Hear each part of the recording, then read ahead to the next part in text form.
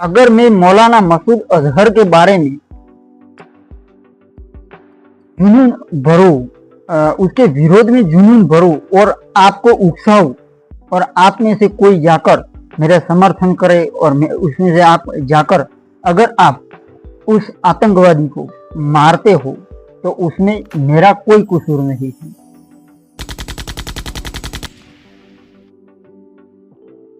क्योंकि मैंने तो इंफॉर्मेशन के लिए यूट्यूब पर स्पीच दी, लेकिन जिसने हत्या की वही गुनहगार है। मेरा कहने का मतलब ये है कि यही स्ट्रेटेजी होती है आतंकवादियों की, जिसमें नेटवर्क का मैनेजमेंट कोई और करता है, पूरा प्लान कोई और बनाता है, योजना को अंजाम देने के लिए फंड कोई और देता है, ट्रेनिंग कोई और देता है, और मारने वाले भी कोई और होते हैं, जिसके कारण ये लोग पकड़ना उनको किसी भी सरकार या खुफिया एजेंसी के पास कोई स्ट्रॉन्ग एविडेंस नहीं होते हैं, और यही मजबूरी होती है किसी भी सरकार की। और इसको कहा जाता है hidden strategy for terrorism activities. और इसी तरह कई आतंकवादी संगठन काम करते हैं। तो आज हम उस व्यक्ति के बारे में बात करेंगे, उस आतंकवादी के बारे में बात करेंगे जिसका नाम मैंने लिया मसूद अजहर, मौलाना मसूद अजहर, जिसके भारत में कई क्रिमिनल रिकॉर्ड है, वो भी आतंकवादी एक्टिविटी के बारे में, उन मामलों में। तो ये आदमी तब चर्चा में आया जब भारत ने जो सिंदूर एयर स्ट्राइक मिलिट्री ऑपरेशन को अंजाम दिया और उसमें मौलाना मसूद अजहर की 10 रिश्तेदार और फैमिली के लोग, इर्द गिर्द वाले लोग मारे गए। लेकिन तब भारत की इस ऑपरेशन का प्लस पॉइंट होता अगर मौलाना मसूद अजहर मारा जाता। तो ये जब सिंदूर एयर स्ट्राइक ऑपरेशन किया गया, जिसमें पाकिस्तान के अंदर घुसकर आतंकवादी ठिकानों को नष्ट किया गया, जिसमें जो ये उनका आतंकवादी संगठन है जैश ए मोहम्मद, उसका मुखिया मौलाना मसूद अजहर, उसके परिवार के 10 सदस्य और 4 करीबी सहयोगी मर गए। उसके बाद ये चर्चा में आया और उसकी कहानी आज मैं आपके सामने प्रस्तुत करूंगा। तो इस बारे में जो जैश ए मोहम्मद संगठन है, जो कि आतंकवादी संगठन है, उसकी ओर से बुधवार को यानी 7 मई 2025 को जब भारत ने ऑपरेशन सिंदूर को अंजाम दिया था, तब जानकारी आई थी कि मरने वालों में मसूद अजहर की बड़ी बहन, बहनोई, भांजे की पत्नी और भांजी के अलावा 5 बच्चे भी शामिल थे। तो उसके मुताबिक पाकिस्तान के बहावलपुर में सुभान अल्लाह मस्जिद पर हमले में मसूद अजहर के रिश्तेदारों की मौत हुई थी, जहां पर सुभान अल्लाह मस्जिद पर मिसाइल दागी गई थी और उसके कारण मसूद अजहर के रिश्तेदारों की मौत हुई। इसी बहावलपुर में 10 जुलाई 1968 को अल्लाह बख्श सबीर के परिवार में मसूद अजहर का जन्म हुआ था।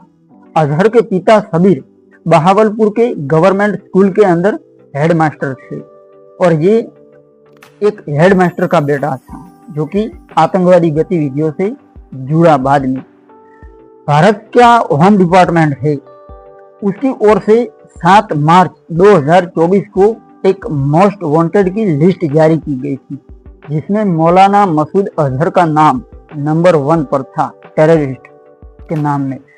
अब भारत के खिलाफ मसूद के अपराध की लंबी चौड़ी दोस्तों लिस्ट है और कई मामलों में वो खुद अपराधी भी है, ऐसा माना जाता है। तो इन मामलों में अगर 2-3 उनके अंजाम की योजनाओं को दिया उसकी बात करें तो 1 अक्टूबर 2001 को श्रीनगर में तत्कालीन जो जम्मू कश्मीर राज्य की विधानसभा कॉम्प्लेक्स है उस पर हमला किया था इस लीडर के नेतृत्व में, इस टेररिस्ट लीडर के नेतृत्व में, जिसमें 38 लोगों की मौत हुई थी। दूसरी घटना, दूसरा अंजाम, इसके बाद 12 दिसंबर 2001 को भारत की संसद पर आतंकवादी हमले में भी अजहर का, मौलाना मसूद अजहर का नाम शामिल था। इस हमले में सिक्योरिटी फोर्सेस के 6 जवान और 3 अन्य लोग मरे थे। जवान शहीद होता है और साधारण नागरिक मरता है। अब पुलवामा अटैक में जो 40 जवान हमारे शहीद हुए थे, उसके बाद एयर स्ट्राइक की गई थी। तो इसमें मसूद अजहर का क्या भूमिका थी उसकी? तो मसूद अजहर पर पुलवामा हमले का भी आरोप लग चुका है। उसका हाथ था उस हमले के पीछे, जिसमें सिक्योरिटी फोर्सेस के 40 जवानों की मौत हुई थी। वैसे मौलाना मसूद अजहर की सबसे ज्यादा चर्चा कंधार हाईजैक जो हुआ था, प्लेन हाईजैक हुआ था, उसके दौरान ये आदमी सुर्खियों में आया था। फिर साल 99 में कंधार हाईजैक के दौरान जिन 3 चरमपंथियों को रिहा करने की डिमांड की गई थी, उसमें ये मौलाना मसूद अजहर शामिल था। तो भारत सरकार के तत्कालीन विदेश मंत्री जसवंत सिंह मसूद अजहर को विशेष विमान से लेकर कंधार गए थे उस दौरान, और उसके बाद से ही मसूद अजहर की तलाश भारत की सिक्योरिटी एजेंसियां कर रही है, मसूद अजहर की तलाश कर रही है। अब मसूद अजहर की पहचान भारत में कैसी है उसकी बात करें तो भारत में इस संगठन को बैन किया गया है, जिसका नाम है जैश-ए-मोहम्मद। इस संगठन को बैन कर दिया गया है। फिर भारत सरकार लगातार ये दावा भी करती रही है कि इस संगठन का, इस आतंकवादी ग्रुप का कार्यालय पाकिस्तान के पंजाब के बहावलपुर में है। ऐसा दावा भारत सरकार करती रही है। ये भी एक कारण माना जाता है कि भारत ने पहली बार पाकिस्तान की सीमा में, पाकिस्तान की बॉर्डर पार करके पाकिस्तान के अंदर 100 किलोमीटर घर में घुसकर जाकर हमला किया था। भारत कई बार पाकिस्तान से मसूद अजहर को भारत के हवाले करने के लिए कह चुका है दोस्तों, लेकिन पाकिस्तान हमेशा से उसके पाकिस्तान में न होने का दावा करता आया है। ये वास्तविक हकीकत है, जिसमें मैंने बताया कि पुलवामा अटैक में इसका क्या रोल था। अब उसकी आतंकवादी गतिविधियों की अगर बात करें तो भारत 2009 से ही मौलाना मसूद अजहर के जैश-ए-मोहम्मद संगठन को यूनाइटेड नेशन की आतंकी संगठनों की लिस्ट में शामिल करवाने की डिमांड करता आया है, लेकिन चाइना हमेशा इसके खिलाफ जाकर वीटो पावर का प्रयोग करता है और इसमें भारत को सफलता नहीं मिलती है। करीब 10 साल की कोशिशें और पुलवामा हमले के एविडेंस प्रमाण के बाद 1 मई 2019 को यूनाइटेड नेशन ने मौलाना मसूद अजहर को उसके संगठन जैश-ए-मोहम्मद को आतंकी संगठन घोषित किया था, जिसको लेकर पाकिस्तान ने यूनाइटेड नेशन का जो सिक्योरिटी परिषद होता है, उसकी प्रतिबंध समिति होती है, उस पर सवाल उठाया था। अब यहाँ पर ये तथ्य के सामने आया तब ये तो बिल्कुल साफ हो गया कि पाकिस्तान आतंकवादियों का समर्थन करता है। इसीलिए तो उन्होंने यूनाइटेड नेशन की प्रतिबंध समिति पर इन्होंने सवाल उठाया। मसूद अजहर की जब उसके आतंकवादी लिस्ट में जब डाला गया तब उन्होंने सवाल उठाया, जिसको कोई आतंकवादियों से कोई नाता नहीं है, वो आतंकवादियों के मामले में क्यों इन्वॉल्व होता रहे।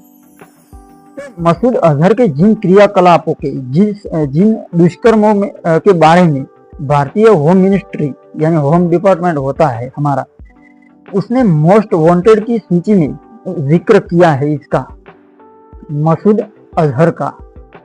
तो हमारी होम डिपार्टमेंट, होम मिनिस्ट्री के मुताबिक अजहर की लीडरशिप में जैश-ए-मोहम्मद आतंकवादी गतिविधियों के लिए व्यापक भर्ती अभियान चलाता है और युवाओं को भारत के विरुद्ध कार्यवाही करने के लिए उकसाता है। मैंने आगे बताया उसी तरह कि मैं स्पीच देता हूँ उसके खिलाफ, आप जाकर उसको कल को मारते हैं तो उसमें मेरा कोई कसूर नहीं है। तो इसी प्रकार का उनकी कार्य करने का तरीका होता है। आतंकवादी नेटवर्क का, जो टेररिस्ट नेटवर्क होता है, उनका कार्य करने का तरीका इसी प्रकार का होता है। हिडन एक फेंसिंग जो आती है इलेक्ट्रिसिटी की, उस फेंसिंग में इलेक्ट्रिसिटी जा रही है, वो हमें दिखती नहीं है लेकिन फिर भी होती है। अगर हम टच करते हैं तो महसूस जरूर होती है। तो इसी तरह आतंकवादियों का भी यही चीजें होती है। तो करीब 10 साल की कोशिशों के बाद ये सब कुछ भारत ने साबित करके मोस्ट वांटेड की सूची में डाला है इसको।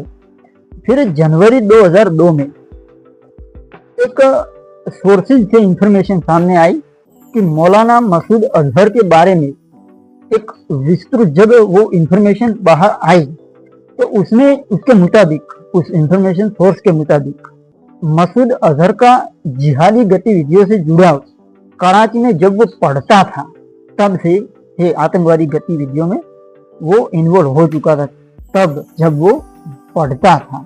अब भारत में मसूद अजहर की गिरफ्तारी की बात करें हम, भारत ने गिरफ्तार भी किया है, उसको रिहा भी किया है कुछ मजबूरियों के कारण, मैं बताता हूँ आपको। तो उस सोर्सेज के मुताबिक मसूद अजहर ने भारत में एंट्री किस तरह से की थी, वो अगर बात करें तो बॉर्डर लाइन पार करते हुए उसने एंट्री भारत में नहीं की थी, बल्कि उसने जनवरी में 94 में ढाका यानी बांग्लादेश से जो दिल्ली में फ्लाइट आती है उसके द्वारा वो भारत में आया था। भारत में आया, उसके बाद कुछ दिनों तक दिल्ली के नाम बहुत प्रसिद्ध होटलों में ठहरने के बाद मसूद पहले देवबंद और फिर कश्मीर तक पहुंचा, जहां से 10 फरवरी 1994 को भारतीय सिक्योरिटी फोर्सेज ने मसूद को हिरासत में लिया। फिर मसूद के जब गिरफ्तारी हुई उसके 10 महीनों के भीतर ही आतंकवादियों ने दिल्ली में कुछ विदेशियों को किडनैप किया और उन्होंने डिमांड रखी कि हम फॉरेनर्स को, विदेशियों को छोड़ देंगे अगर आप मौलाना मसूद अजहर को हमारे हवाले करते हो, तो ऐसी डिमांड रखी। लेकिन ये मुहिम उनकी सफल नहीं हो पाई क्योंकि उत्तर प्रदेश और दिल्ली पुलिस सहारनपुर से जो किडनैप किए गए थे विदेशियों को, उनको छुड़ा लिए थे, जिसके कारण वो रिहा नहीं हुआ मौलाना मसूद अजहर। फिर 1 साल बाद हरकत उल अंसार ने फिर कुछ विदेशियों का अपहरण करके उन्हें छुड़ाने की कोशिश की, लेकिन उसमें ये प्रयास भी नाकाम रहा, असफल रहा। इसके बाद से 99 में रिहाई जब तक हुई तब तक उसको, मौलाना मसूद अजहर को जम्मू कश्मीर की जो कोट बलवाल जेल है उसमें रखा गया था। उस समय वहां पर कश्मीर से गिरफ्तार हुए कश्मीरी, अफगानी और पाकिस्तानी आतंकवादियों की एक पूरी टोली उसकी उस बलवाल जेल के अंदर कैद थी। अब इसमें आतंकवादी संगठन हरकत उल मुजाहिदीन के श्रीनगर में कमांडर कहे जाने वाले, उनका नाम है सैफुल्लाह खान, और उसके 2 सगे चरमपंथी भाई वो भी उस बलवाल जेल में शामिल थे। अब बात करते हैं कि मौलाना मसूद अजहर का आतंकवादियों पर कितना प्रभाव है। वैसे तो वो स्पीच देते हैं जिहाद के बारे में और युवाओं को उकसाते हैं और प्रेरित, इंस्पायर करके ऐसे हमले करवाते हैं, ऐसी योजनाओं को अंजाम देते हैं। तो श्रीनगर में जो सोर्सेज होते हैं वहां से इंफॉर्मेशन मिली थी कि जुबैर अहमद से, वहां के जुबैर अहमद से बातचीत से पता चला कि सैफुल्लाह ने दावा किया था कि मसूद अजहर ने जेल में रहने के दौरान कुछ बातों का जिक्र किया था और मौलाना का काम एक ही था, बस भाषण देना। उन्होंने बंदूक कभी नहीं उठाई थी, किसी को मारा भी नहीं था। वो जिहाद की विचारधारा को, माइंडसेट को प्रचार करते थे, उस पर भाषण देते थे। ये उनका काम होता है। दूसरों के कंधों पर बंदूक रखते हैं और फिर ट्रिगर दबाते हैं, ये आतंकवादियों का काम होता है। वो खुद एक कोई क्रिमिनल रिकॉर्ड ही नहीं होता है उनका। इसके कारण जो खुफिया एजेंसी होती है, सरकारी न्यायालय होते हैं, वो गुमराह हो जाते हैं कि भाई इसने किसी को मारा नहीं है, किसी को नुकसान नहीं पहुंचाया है, तो फिर इस पर आरोप किस बात का। और उनके पास बिगड़े हुए वकील भी तो होते हैं ना। ये होती है दोस्तों जी। लेकिन जब ढेके पर लात पड़ती है ना, तब पोपट की तरह चोंच खुलने लगती है। आतंकवादियों के साथ कभी भी कानून से पेश नहीं आना चाहिए, उनके साथ ढेके पर लात मारनी चाहिए। और इस तरह दोस्तों टॉर्चर किया भी जाता है आतंकवादियों को, लेकिन लीडर को नहीं किया जाता है टॉर्चर। जो बंदे आते हैं मारने के लिए उनको टॉर्चर किया जाता है। जो 26 लोगों को मारने के लिए 3 लोग पहलगाम में घुसे थे और मारे थे, उनको मारा गया, उनके लीडर को नहीं मारा गया। तो सैफुल्लाह के मुताबिक मौलाना अजहर के भाषण का वहां मौजूद सभी आतंकवादियों पर जबरदस्त असर होता था। जैसे हमारे यहाँ मोदी के भाषण का हम पर जिस प्रकार का पॉजिटिव प्रभाव पड़ता है, उस प्रकार का प्रभावक भाषण शैली उनकी होती है। और साइकोलॉजिकल गेम भी खेलते हैं वो लोग तजुर्बे से ही डिसीजन आप लेते हैं, तजुर्बे से वो काम लेते हैं। तो इसी तरह उनका जबरदस्त भाषण की असर होती थी उनकी। हालांकि जुबैर अहमद ने अपनी रिपोर्ट में इस बात का जिक्र किया था कि मौलाना के यूट्यूब पर मौजूद जो क्लिप्स थे वो भारत के खिलाफ भड़काने वाले थे। वो सारे के सारे यूट्यूब क्लिप्स एक बातचीत के दौरान पता चला था कि पाकिस्तान में प्रतिबंध के बावजूद, बैन लगा हुए होने के बावजूद जैश ए मोहम्मद की कुछ हरकतें नजर आई थी, जिसके बारे में कहा जाता है कि उन्हें पाकिस्तानी खुफिया मैकेनिज्म की मदद मिलती रहती है। हथियार भी वही से मिलते हैं। कोई हथियार प्राइवेट आदमी हथियार नहीं बना सकता, कोई गवर्नमेंट ऑफिशियल संस्था या कंपनी ही हथियार बना सकती है। लेकिन इसका कोई प्रमाण या सबूत नहीं है कि पाकिस्तान का खुफिया मैकेनिज्म आतंकवादियों को सपोर्ट करता है या नहीं। इसका कोई सबूत नहीं है, एविडेंस नहीं है। अब साल 99 में कंधार कांड जो हुआ, उसके बाद मसूद अजहर ने अफगानिस्तान में तालिबान की मदद से जैश ए मोहम्मद संगठन बनाया। फिर 2-3 साल बाद पाकिस्तान में उन्हें गिरफ्तार कर लिया गया और उनके संगठन पर बैन लगा दिया गया। और अभी तक, आज तक कोई नेता ऐसा नहीं दिखा जिसने खुलेआम या दबे छिपे तौर पर भी मसूद अजहर के हक में कभी कोई बात कही हो। ऐसा कोई नेता भी अवेलेबल नहीं है और ऐसा किसी ने मीडिया में इसका नाम तक नहीं लिया है। तो इस तरह अगर आगे बढ़े तो पाकिस्तान के रहने वाले हैं, मियाँ है, तो उनकी पाकिस्तान में छवि कैसी है? तो पाकिस्तान में मौलाना मसूद अजहर के बारे में कोई अच्छी राय तो नहीं है दोस्तों। सब जानते हैं कि वो एक आतंकवादी ग्रुप का लीडर है, चरमपंथ का यानी आतंकवाद का प्रचार करता है, जिहाद का प्रचार करता है। कई आतंकवादी घटनाओं में उनका हाथ है, ऐसा सब लोग मानते हैं। नौजवान उनके बारे में अच्छी राय नहीं रखता है, कोई भी नौजवान। दूसरी चीज, लेकिन समाज का एक हिस्सा ऐसा भी है जो उसका समर्थन भी करता है, और ये वो लोग हैं जो भारत को अपना दुश्मन मानते हैं। ये वही लोग हैं जो इस आतंकवादी का समर्थन करते हैं। लेकिन 90% आबादी कोई इसका समर्थन नहीं करता है। वैसे मौलाना मसूद अजहर को पब्लिक तौर पर कम देखा गया है, पब्लिकली वो नहीं आता है। अब हाफिज सईद की तरह पाकिस्तान की मीडिया में मौलाना से जुड़ी सुर्खियां नहीं दिखती है, जैसे कि हाफिज सईद की सुर्खियों में रहता। उसी तरह ये मौलाना साहब, मियाँ साहब नहीं आते हैं। तो बीते 20 सालों के दौरान 2 बार ही मौलाना मसूद अजहर की पब्लिक मौजूदगी की चर्चा हुई है। 20 साल में सिर्फ 2 बार ही, बहुत दुर्लभ है दोस्तों ये चीज, क्योंकि ये लोग अपना प्राइवेट लाइफ जीते हैं और अपना काम करते हैं। अच्छा तो नहीं करते हैं लेकिन काम करते हैं। तो इस बारे में आसिफ फारूकी ने बताया था कि कराची में एक जलसे में, एक दावत में मौलाना नजर आए थे। मौलाना मसूद अजहर एक दावत में नजर आए थे और इसके बाद मुजफ्फराबाद की जिहादी तंजीमों की कॉन्फ्रेंस में उन्हें देखा गया था। तो ये थी कहानी मौलाना मसूद अजहर। उसका नाम यार मैं तो भूल जाता हूँ, मियाँ का, मौलाना मसूद अजहर, जिसकी कहानी मैंने सुनाई। उनका आतंकवादियों पर कितना प्रभाव है, वो लोग किस तरह से काम करते हैं, और भारत ने जो सिंदूर एयर स्ट्राइक मिलिट्री ऑपरेशन किया उसमें उनके करीबी और फैमिली के 10 लोग मारे गए। ये भारत की सेना के लिए और भारत के लिए प्लस पॉइंट था बदले का। दूसरी चीज, अगर इसकी जगह मौलाना मसूद अजहर मारा जाता तो भारत की सेना, भारत की सरकार और भारत के नागरिकों को बहुत आनंद होता कि एक रावण मरा। तो दिल की गहराइयों के साथ आपका बहुत बहुत धन्यवाद दोस्तों।